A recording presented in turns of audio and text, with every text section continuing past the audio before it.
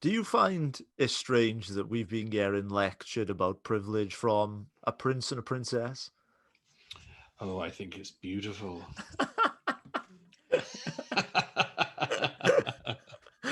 I mean, sometimes things just write themselves, don't they? Uh,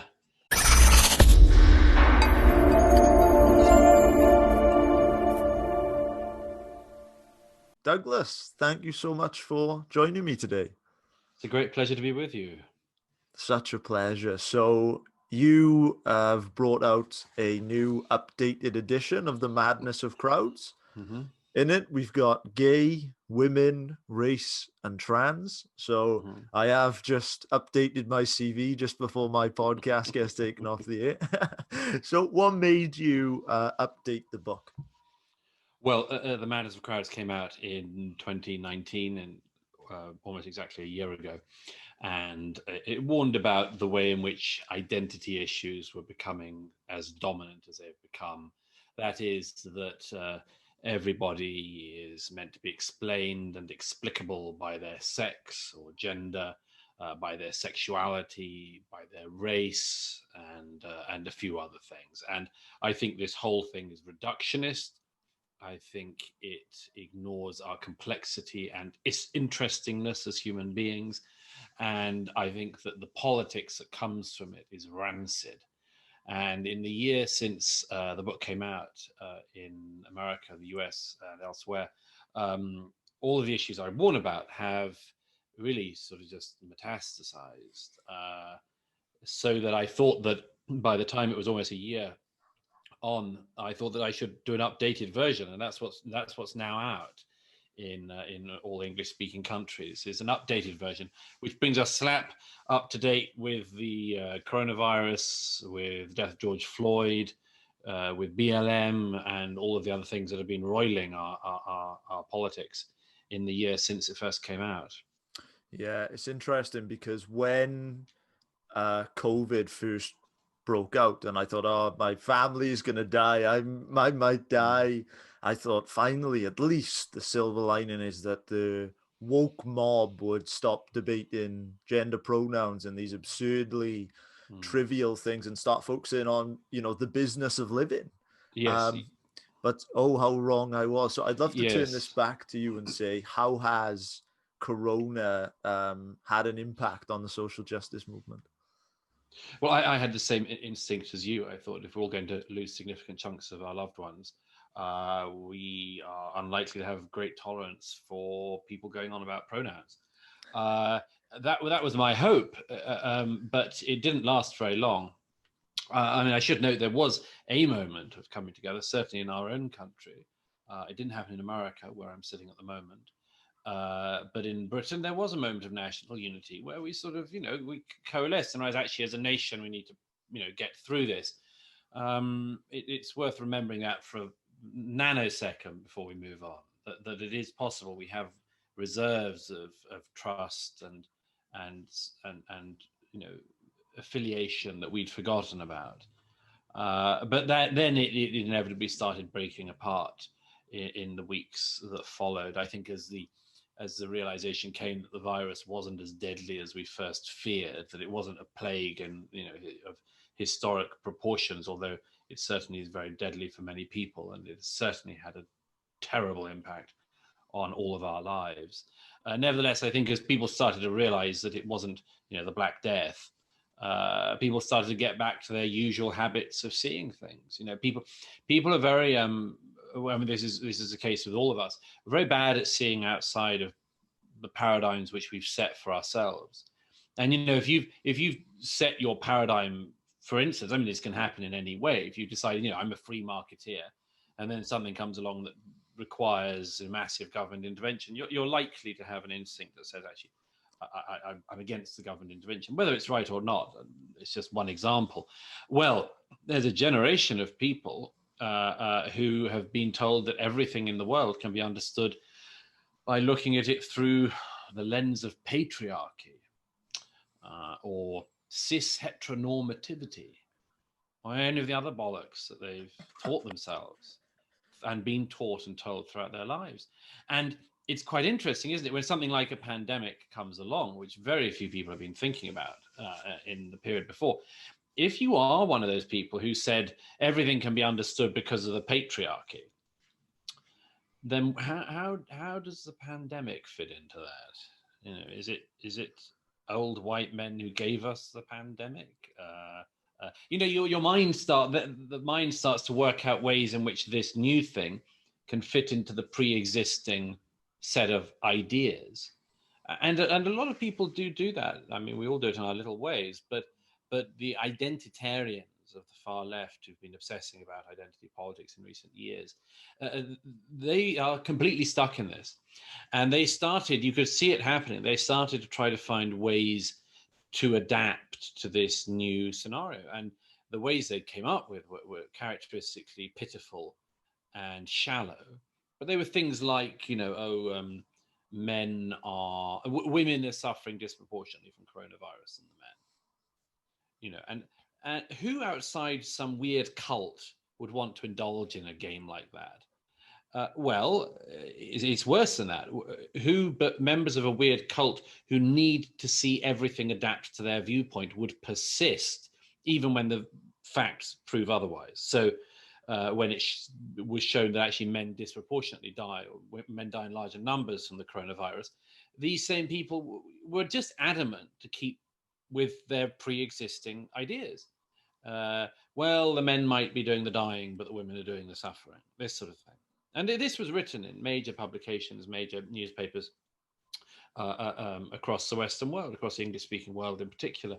And so, yes, these people all tried to adapt to the new situation.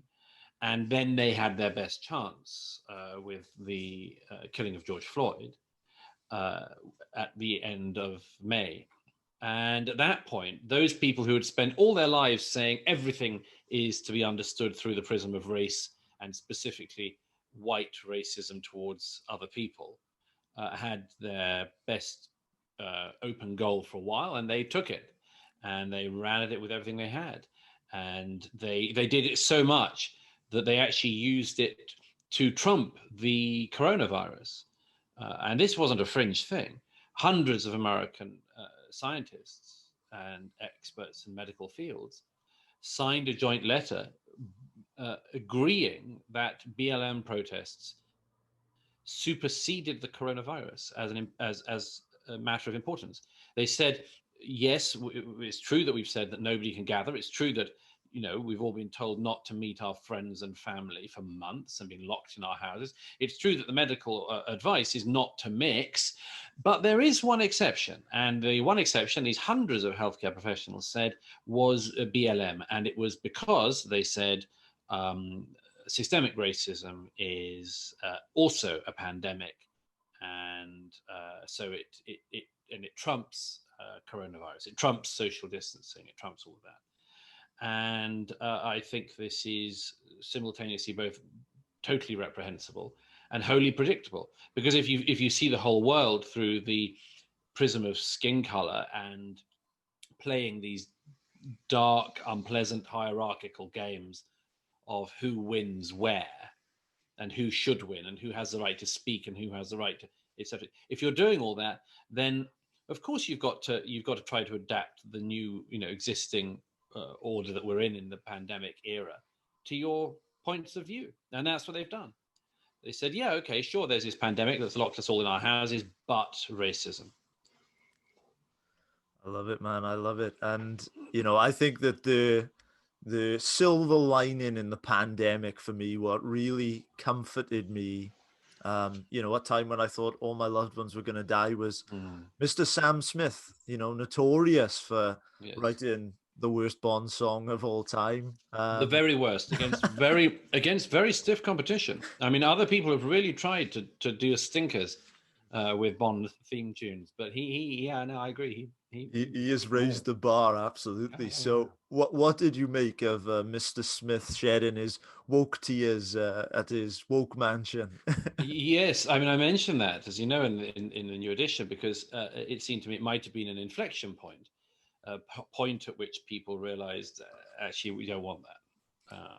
the public sympathy for all these silly games, the they them business, the non-binaryism, the genderqueer business, the look at meism, all of that, that that this wasn't suitable for the time we found ourselves in. Now, I thought that was an epitome of it, but and he epitomized a certain type of spoilt celebrity who we shouldn't be as interested in as we are, and we shouldn't spend as much mental bandwidth on them as we do, because they don't know what they're saying, they don't know what they're doing, they just want to sell albums, they want a bit of publicity. And I hoped that in an era that was becoming serious, because we had serious concerns, we would become less and less interested in. I mean, it's not fair to say unserious people, because of course he's an unserious person. I mean, there's no reason for him not to be. It's just that when somebody who sings and dances for a living does end up wielding disproportionate cultural power, you do have to, in a way, take them seriously and attack them seriously. But that moment, I think, it registered with quite a lot of people, and it passed. And already there are people doing those games again. I think all of those ones, all the gender sort of silliness, has definitely gone down a notch for now, because, as I say, there's a sort of limited attention span we have, and a limited tolerance for nonsense. I mean, sometimes it seems limitless the amount of nonsense we can take in. But actually, again, I mean, we are in Britain, we're in all countries, we're facing not just large death tolls from the coronavirus, but a worldwide economic depression. Massive numbers of people are already losing their jobs. Massive numbers of people will in the months ahead. And the question then is among other things, what else can you take on board and contend with? What else are you willing to have your head and mental space filled up with? And what serious matters are you willing to listen to, and which are you willing to push away? And we don't know the answer to that yet, and it's never totally settled. But I think that some of the frivolity might fall away still. But there's no doubt that on, for instance, the race issue, there are too many people with a very vested interest in whipping this up, whipping it along, making it worse, and making careers out of it as well, it has to be said. There's a huge, huge amount of careerism in the anti-racism business, just as there is, or was, in some of the gender nonsense. Very recently, I read a very moving letter sent out by Dr. Piotr Chavinsky, who is the director at the Auschwitz Memorial. I'm not sure if you saw this, and he basically sent out a letter to the president of Nigeria in regards to a 13-year-old Nigerian boy that had been arrested and sent to jail for 10 years due to blasphemy. And in this letter, Chavinsky basically said, look, I will pay, for this young man's career. I will pay to educate him, and I'm also willing to serve his prison sentence to have him freed. Wow. So I wonder why in the West, in the freest society on earth, do we spend all this time? I mean, it seems paradoxical that in the West we do this, when in other societies it doesn't seem like they do. You're right. By the way, I mean, what we're talking about so far has been particularly English-speaking people's phenomenon. I mean, it's a tendency of the developed modern English-speaking world. There is a lot of it in Spanish-speaking countries, French-speaking countries, and elsewhere, but there's a little bit less tolerance for it, in my own experience. And when we were all able to travel a lot, that was my estimation, as well as from following all the press and the media and the politics in the various countries. My own view is that it's what we're talking about is a product of many things. Some people might give the spin on it that it's a product of a kind of decadence. There's something in that. I think it's something else. I think there is, to a great extent, a type of boredom. People want grand schemes to involve themselves in. They would like to. That's one of the reasons we're obsessed with heroic moments in history, and that's not all bad by any means. We're obsessed by heroic moments in history, in part because we wish we could be in them, and we always wish we could be in them as long as we're on the winning side, and we know it's the winning side, and we survive. But it's the same with civil rights movements. People would have liked to have been at the Stonewall Inn in 1968. They would have liked to have been with Martin Luther King and the March on Washington. They would have liked to have been with the first and second wave feminists. They would have loved being with the suffragettes. But all this happened before them, and they live in the wake of it, and they're very happy to live in the wake of it. But they resent the lack of meaning, because the meaning these movements gave people was very substantial. The social capital people accrued from being in them. This wasn't why everyone was in them by any means, but the social capital accrued from being in such a movement was very significant. And a lot of people would like that. They'd like the social capital. They'd like to be able to tell everyone else what to do from a position of perceived authority, moral authority. And it's quite hard to find. I mean, you give a good example there of somebody with some moral authority, but it's quite hard to find how to get moral authority in our age. All people who issued it having been debunked and disliked in turn. So there is something in that, the boredom of not having a major cause, and the question, the much bigger question, which I'm forever trying to get people onto, which is, what ought we to be doing? I say in The Madness of Crowds that I'm just terribly conscious of the opportunity costs of spending our brain power at this moment in history, when we have this untold potential. We can talk across continents, we can Zoom, we can house party, we can whatever you like, we can swap ideas and get to places. We could solve things. We could solve an awful lot of things, including things that people claim to be very interested in solving. When we could do that. So why are we spending so much time focusing on the difference between being genderqueer and being non-binary, or being told by idiots that we need to educate ourselves? Why would this be happening? And I think there are quite a lot of reasons. And one is a gigantic loss of certainty by the adults in the room. There is a very deep sense. I wrote about this partly in Strange Death of Europe, my last book but one. There is a very strong sense in countries like Britain in particular that somehow a new story needs to emerge. You hear this in, intelligent, educated people saying things like, I think that men have to step back, or I think white people need to speak less, and this sort of thing. And I hear that from quite serious places, or places that used to be serious. People used to be serious. And I think this is all a demonstration that the adults have been giving in, and they've been willing to hand the thing over to whoever wants to take it on. There have just been far too few people willing to say, stop that right now. We're not having that. We're not having men played against women. We're not having straight people and gay people played against each other. We're not going to have you playing black and white people against each other. Stop it right now, because we can tell you where it goes. We haven't had enough people doing that. Instead, we have these sort of weak, pathetic, elderly men in particular who decide to have an easy life,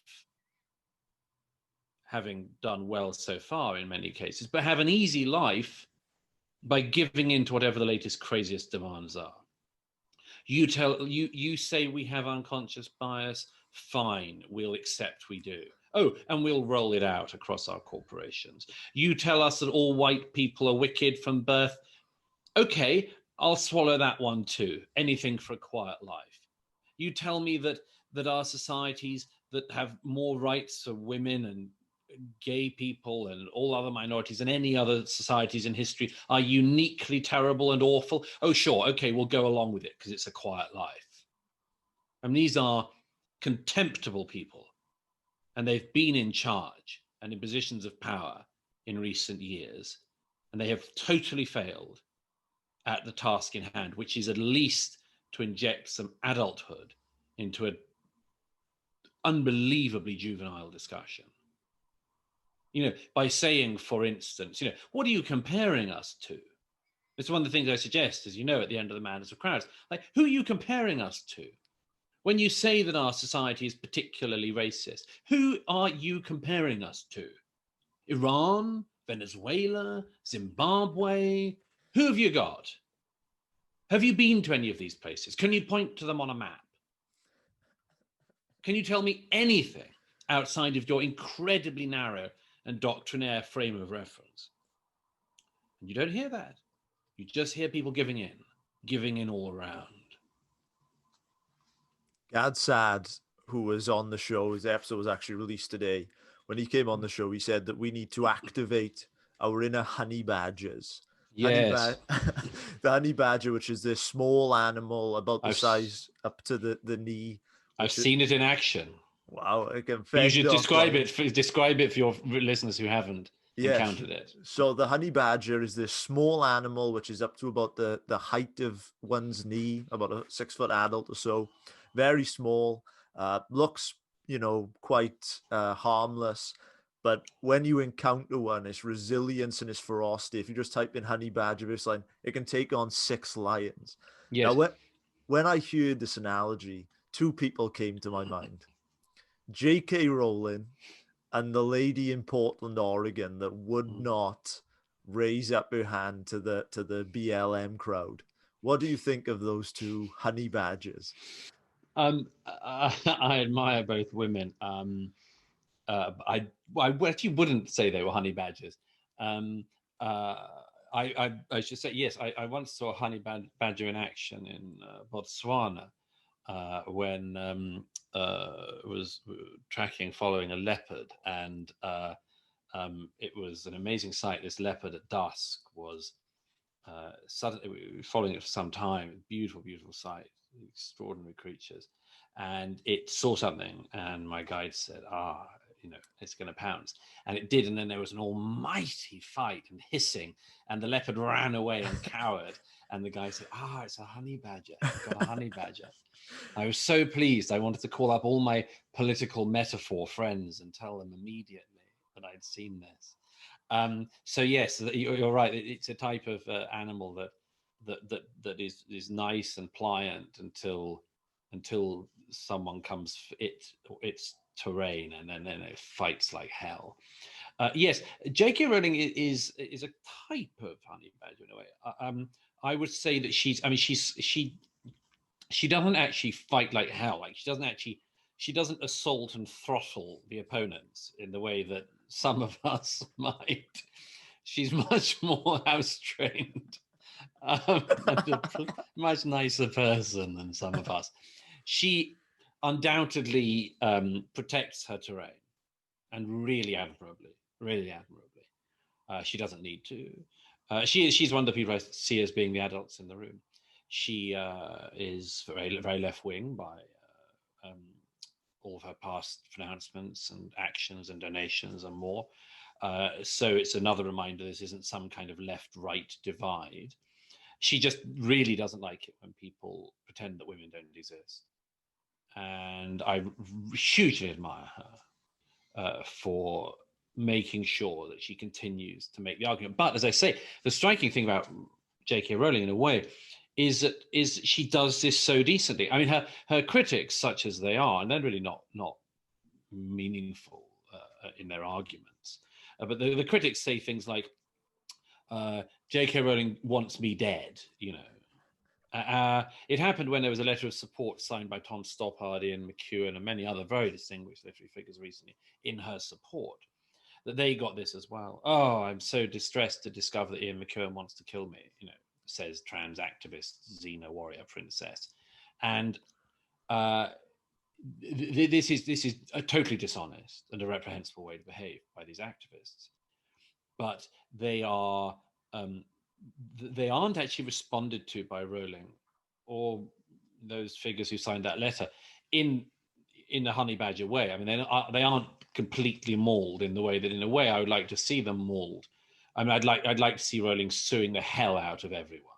I'd like to see her really make people pay a price for lying about her and pretending that she wants to kill trans people and other outrageous defamatory things.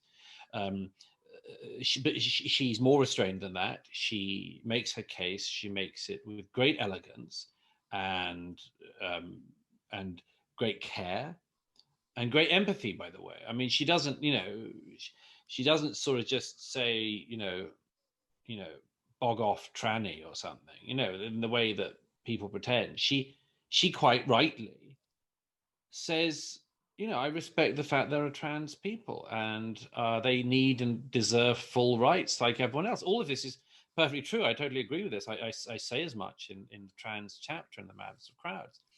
There's a real thing here, and these are real people we're talking about, and they deserve love and compassion and support to the extent that you can give it. But that does not include pretending that chromosomes don't exist. It doesn't include allowing men with big dicks and hairy chests into female-only places.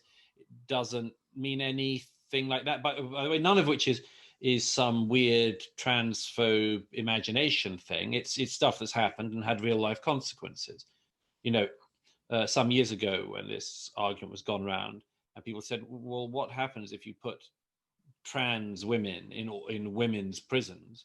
What if they molest the inmates? And people said, oh, what a transphobic thing to say, and so on. And then there have been cases, a very prominent one in the UK, of a man who identified as a woman going into a women's prison and raping a number of the inmates, who included people who had already been subjected to domestic abuse and domestic violence. And so, you do pay a price for lies.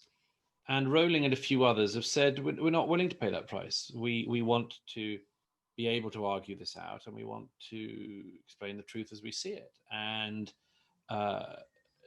they've done that, and they've done it in the face of, as I say, incredibly dishonest people, and in spite of unbelievably defamatory and unfair claims by their opponents. But they've persevered, and I wish there were more people like that.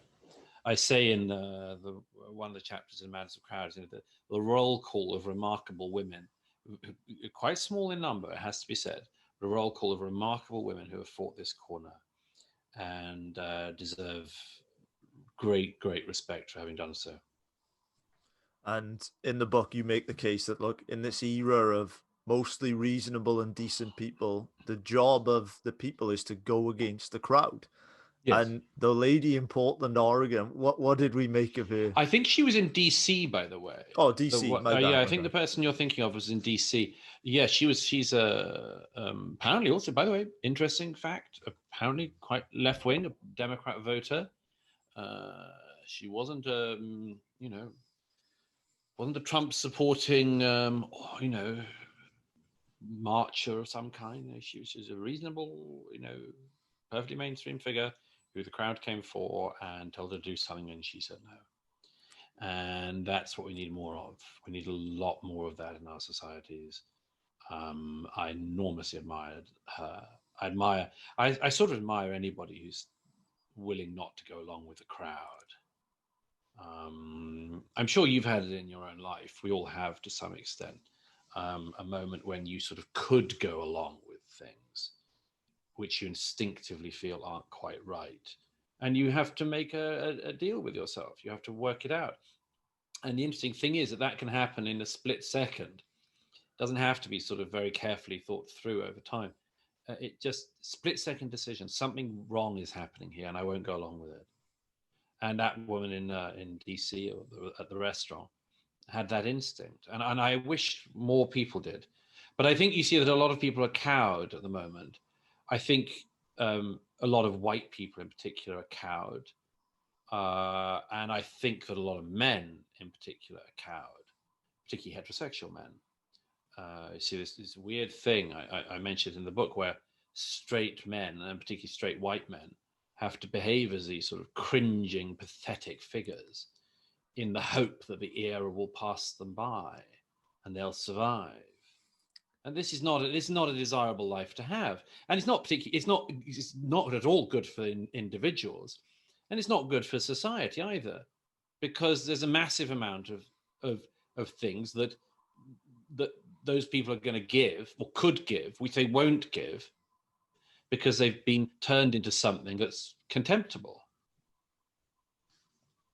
Do you find it strange that we've been getting lectured about privilege from a prince and a princess?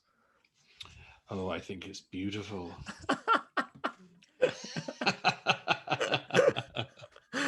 I mean, sometimes things just write themselves, don't they? Yes, the privilege game. I'm not into the privilege game, by the way, because I think it's uh, irreducible. I think you can't ever finish the game. And can I explain why for a second? Please, please. Because first of all, it shifts all the time in our lives. I mean, you may say, for instance, some people would, that if you are rich, that you have privilege. Well, you do actually. I mean, you have a form of privilege. You have certain advantages over people who are poor, certainly over the very poor. Um, if you are very beautiful, you've got a lot of advantages over people who are really, really ugly, or just plain. I mean, you're going to have a lot of advantage in your life because of that. People are going to want to be near you more.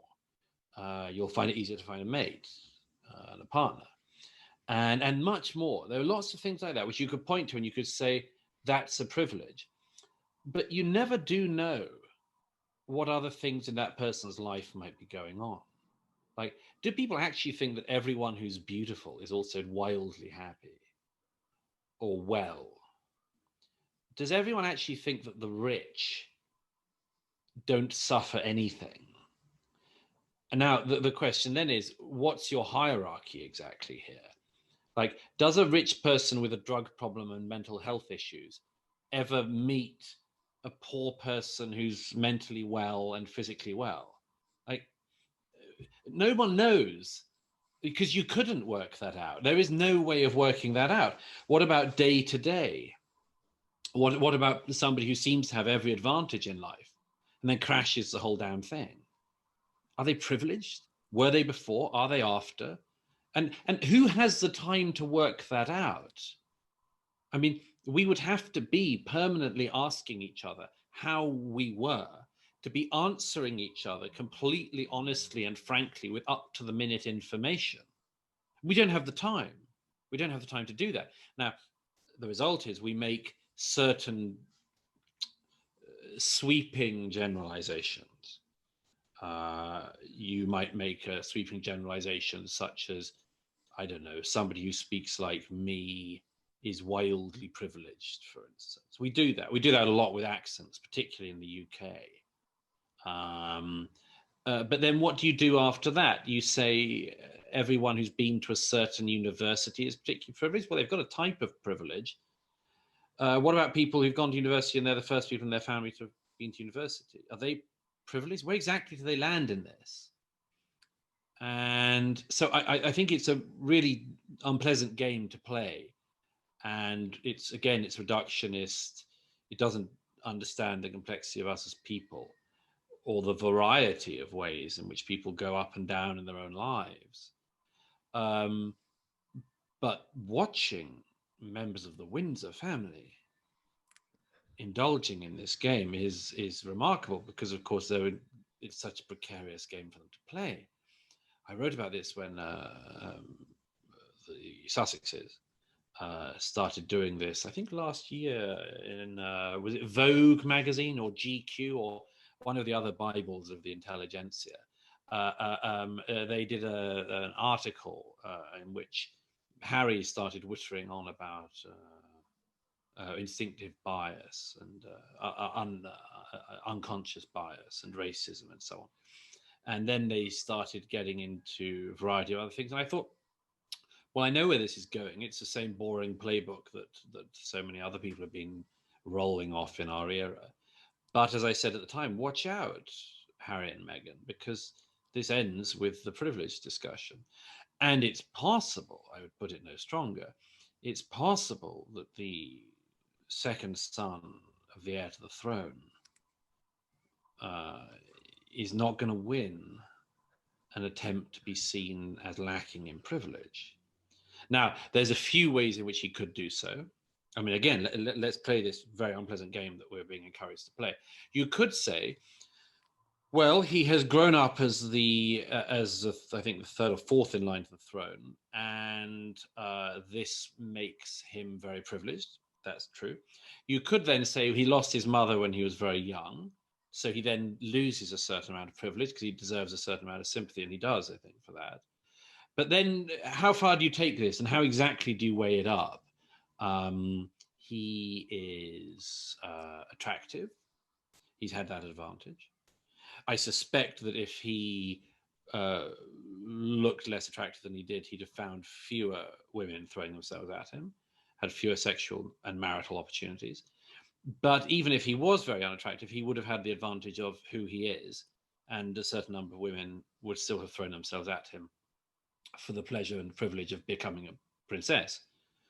So this goes on and on. And when you start to talk in these terms, you realize just how impossible it is to weigh this whole thing up.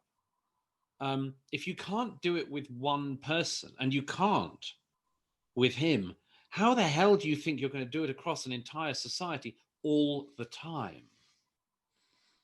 Do you remember when there was an article written, could have been in The Guardian, about David Cameron, the former prime minister, about his child, that sort of implied right. because he was the prime minister and white, that he wasn't allowed, the mourning of his dead child, which I think was like 8 or something, that even because of his privilege, it sort of didn't count. Yes. It was a Guardian editorial, by the way. Okay. It was the editorial that day in the Guardian newspaper. Yes, they said that he may have suffered, but it was privileged suffering he'd had.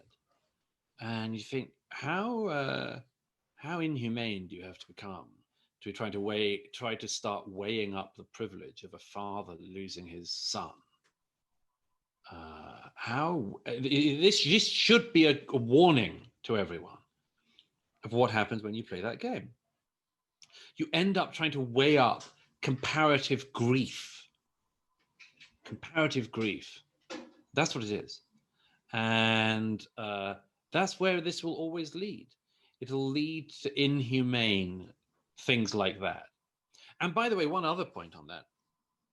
You make yourself, if you play this game, you make yourselves incredibly vulnerable as individuals and as a society for the following reason, which is that even if the game were somehow, I don't say winnable, but completable, shall we say, even if it were completable as a game, it would rely on everybody always playing the game honestly.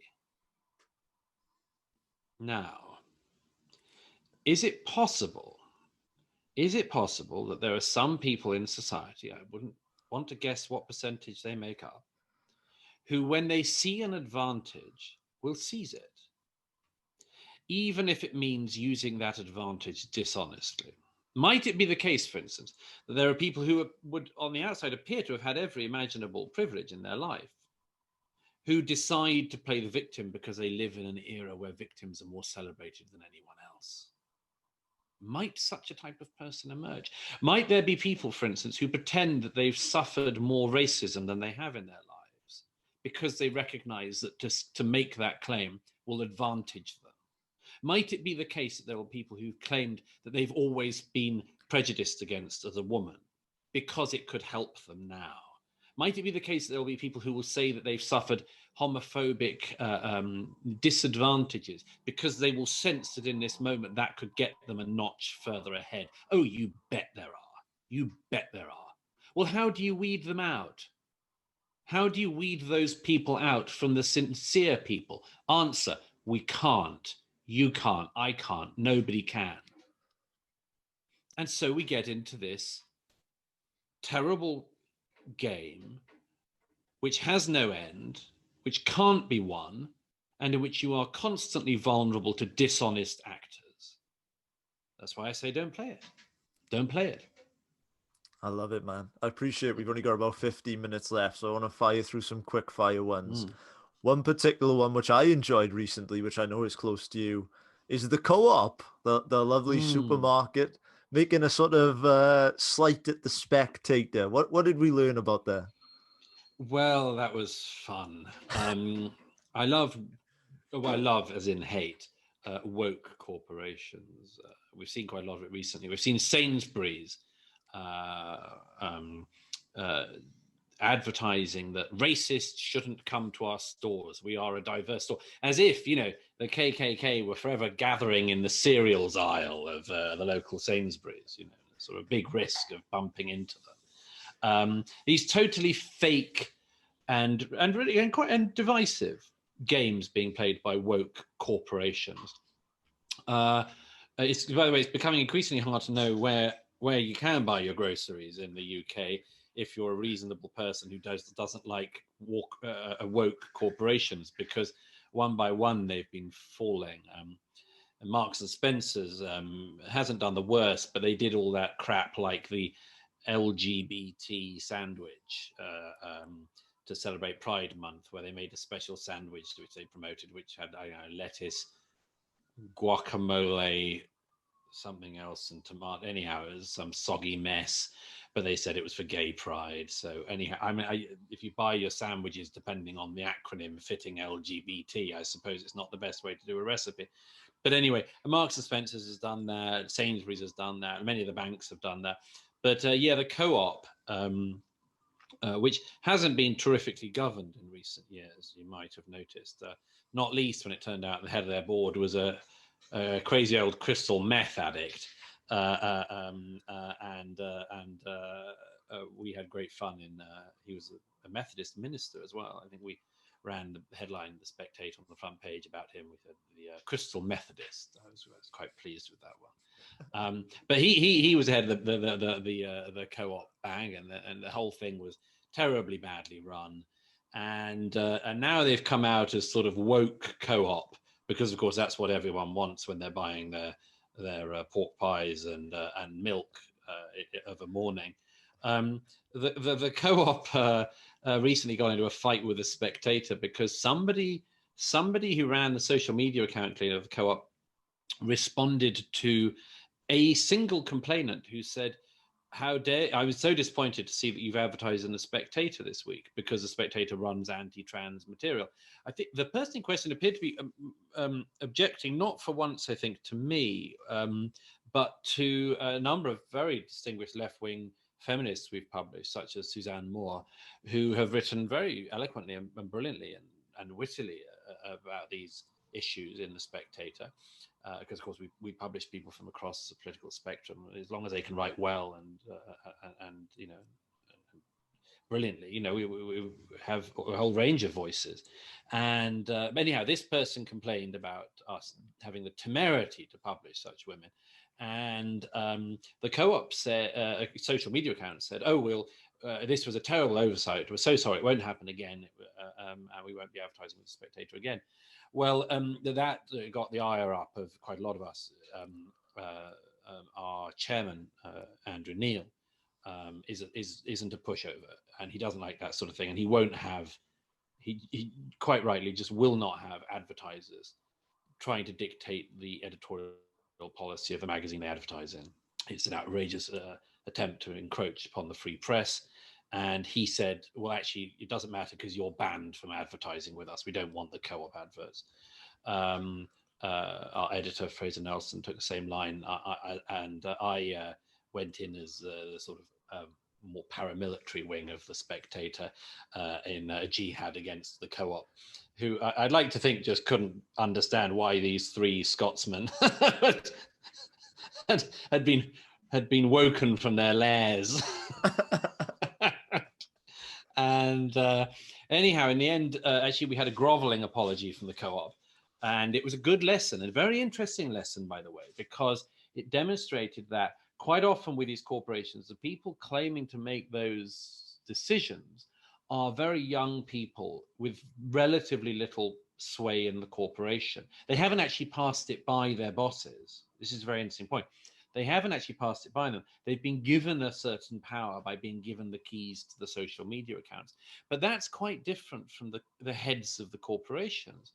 And in the case of Sainsbury's, for instance, I did this run over of the Sainsbury's board, the board of governors, and the board of the Sainsbury's Bank, and they are all, with one exception, I think, elderly white men. And I said, I think on Twitter, I said, this is what happens. This is you should know now that you think when you're playing these games, oi, KKK, keep out of Sainsbury's. You think that we think, oh, what a wonderful anti-racist organization we are. We don't. We think you've got something to hide. And the fact is you have, because you're playing a game that you're actually not playing. You're pretending to play a game. You're playing this game of diversity and wokeness, in part because the heads of your corporation don't fit to your own standards. Because actually, most of your bosses are men, most of them are white. So if you want to play that game, you're going to lose. You're going to lose the game that you have yourselves instigated, you idiots. I hope that people learn from this sort of episode. I really hope they do. Because I don't want that. I don't want to spend any of my life going through the boards of supermarkets counting up how many men there are, or counting up how many people of color there are. I don't want to spend my time doing it. I don't think very many other people do. I think it's an unpleasant thing to have to do. But if you draw attention to yourselves by doing this, this is what you'll get, and you will not come out winning. That's the lesson I hope that people take away from it. If you had a short message to the people listening now that are feeling intellectually intimidated, that keep being told what to read or what to think or how high to jump or how to dance, what would you say to those people? Be brave. Be braver. I don't underestimate it at all. I don't underestimate the problem if your boss says you have to read these books. The problem is saying, actually, no, thank you. I work for you, but you don't get to decide what I read. You don't get to tell me what I read. I don't underestimate the problem with that. I don't underestimate the problem for people sent on these crappy, totally fabricated, false, mentally defunct, bias training sessions. I mean, I can rip these things apart very easily. Anybody can. This is a totally crock thing. It's like being sold some potion with silver in it to beat coronavirus. This is the work of hucksters and fraudsters. But I don't underestimate how difficult it is if you are in the employee ranks of an organization and your bosses try to make you go through this. I don't underestimate at all that it's hard. But everything always is when it means doing the right thing. And this is less hard than almost anything else. Anything else our forebears have done, anything else our ancestors have done. This is really easy in historical terms. It simply requires people to know the arguments to make and to be braver in making them. To say, sorry, I've done nothing wrong. I have done nothing wrong. I am not guilty because of the color of my skin. I'm not guilty because I'm straight. I'm not guilty because I'm a man. And I'm not going to be made to feel guilty. And what's more, to warn the people doing this and say, let me tell you what comes down the road at you if you play this game at me. If you want to play games of historical guilt, fine. They will fly out in every damn direction. And you've got it coming to you. I don't underestimate the difficulty of doing this. I'm in a lucky position. I almost said a privileged position, but I'm in a lucky position because I'm a writer. I've been a writer all my life. I can say what I think. I know that a lot of people feel they can't, but it's time they did. It's time they did. It is quite wrong to make people limited in their lives because of a character trait over which they have no control. It's a terrible, wicked thing when that happens to people because they're black. And it's a terrible, wicked thing when it happens to people of any other skin color too. It was a terrible thing when women were not able to achieve what they could achieve in their competency and potential because they happened to be women. Everybody should hope that that situation has stopped in the societies we are in, or is at least as limited as it can be. And sadly, there are places around the world today in which women simply have no chance. Many countries I've traveled to across the Middle East, across Africa, across the whole world, Women can't achieve their potential. It's a terrible thing. It limits your entire society. It takes half of your society away from achieving its potential. So we know that this is terrible. We should agree it's terrible. And it's also terrible to limit people's potential because they happen to be men, and to tell them that they're toxic, like Gillette and the American Psychological Association, and pretend that being a man has something terrible about it, or is only terrible. I mean, we've got to stop this, and people have got to speak up against it. And they've got to speak up now. The topic of today's conversation has been the madness of the crowds. To stray our audience away from all these terrible woke books, White Fragility, I'm sure there's a load of others out there which are just not worth reading. What would you recommend to our audience for some books which are worth their time? Yeah, I read a lot of those sort of White Fragility books in order that other people don't have to. By the way, she that great fraudster, Robin DiAngelo, she sold very well. I don't know if people actually have read her, partly because she's sort of unreadable. One of the things I try to do always, the Madness of Crowds, as in other books, is to make sure that I make often fairly complex things actually simpler than they are. I mean, as in, you sum them up. I try to sum things up and make them clearer, not simpler, clearer, I'd say. A really bad writer like Robin DiAngelo takes incredibly simple ideas and makes them sound wildly complex. It's a very bad trait. It's a rubbish trait if you're a writer. But yes, so I try to explain these things so that people can find their way through with a minimum loss of time. I don't want people to have to spend their lives reading this crap. I don't have to spend any time reading it. And so one of the things I try to do is to give people the tool to make sure they don't have to do that. They know the arguments against it, clear it away as the flotsam that it is, and move on with your life and achieve what you can achieve. There are other books now that are trying to explain some of the same thing. There's a very detailed, very good, slightly denser than mine book that came out recently that I reviewed in the Times, called Cynical Theories by James Lindsay and Helen Pluckford. I much recommend that for anyone who wants to get more into the weeds of the total craziness that is going on in academia. As you know, I mean, I try to do everything from academia to pop culture, much more, and explain how this has all gone so wrong and how we can make it right. Cynical Theories goes more into the academic area. I'm looking forward to reading Gadstan's new book. He's promised to send it to me. And there are a number of other books. There is a backlash. That's the good news. There is a backlash going on in the world of books, in the world of ideas, in the world of articles, and much more. And I'm very confident. I've always had this belief that it doesn't matter if you have 99 lies, if you've got one truth. And people, if they can see through the lies they're being told, if they can be assisted through the lies, will be able to get to not just the truth about this deeply cynical game that our era is playing, but onto, as I say, the things which we should be doing. And there is a growing library of books that people can go to. Obviously, I would particularly urge them to read The Madness of Crowds, but that's probably just a personal preference of my own. We will link that below. My last question for you today, before we get you to sign off and tell these guys where they can connect with you, is the question we ask at the end of every interview. What makes a life worth living?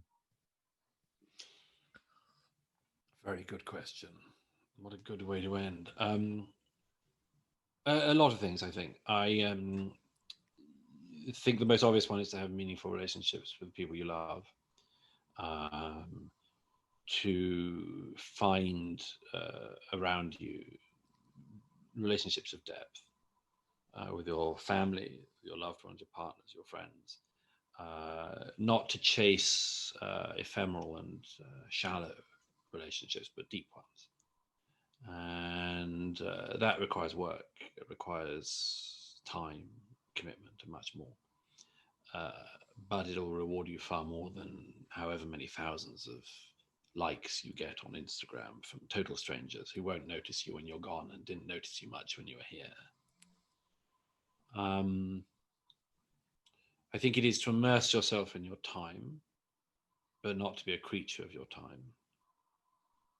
There's a quote of Schiller I'm very fond of. He said, "Be a part of your century, but do not be its creature." Reach for truth, and know that it's not a game, that it's not something you do for its own sake, but because it'll get you somewhere. Search for meaning, not because the search is the point, but because there is meaning, and that you should try to find it. Make sure that by the end of your life, you are wiser and know more than you did at the start. Don't find yourself in that pitiful situation of not knowing what you did or what it was about. Try to find your place in the universe and try to find some peace with it. Search for the big questions and immerse yourself in them. If you don't believe in God, try to work your way towards the things that are God-shaped. And don't waste your time. That isn't to say, by the way, that you spend your entire life, or we should spend our entire life, involved only in the deep questions. But don't skip them.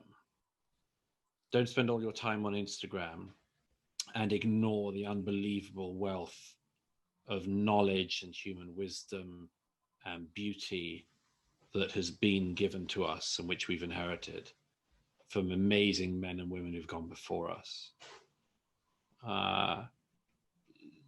We have an extraordinary opportunity in this generation. We have access to all the world's music for free. We have access to almost all the world's literature almost for free. And that's not a small thing. I would always say, as somebody who's deeply immersed in the arts, that one of the purposes of the arts is not just to distract us in some way, but that it points us towards truths. So read, listen, study, and live as much as you can, as fulsomely as you can. And that would be a life well lived, or at least the start of finding a way to that. That was beautiful, man. Where can these guys connect with you, and what closing messages do you have? I can be found on, my books can be found on all websites that sell books and in any remaining places that sell books physically and you're allowed into without having to be hosed down and covered in gel and made to wear a mask. My Twitter handle is at Douglas K. Murray. I'm not on Instagram or Facebook, but my articles are all published in most of the major British newspapers and magazines, principally at the Spectator, but also at multiple other venues, and in the US at National Review and elsewhere. And yes, I think probably, and YouTube, of course, where although I do have my own channel, there's not very much that goes up there, but you can always find various things I've said posted by various maniacs onto YouTube and dispersed far and wide. And it's just been a great pleasure to be with you and with your viewers and listeners. And I hope you and all of them stay well and well for the time ahead, because it's going to be fascinating. Douglas, man, thank you so much for coming on. It's a great pleasure.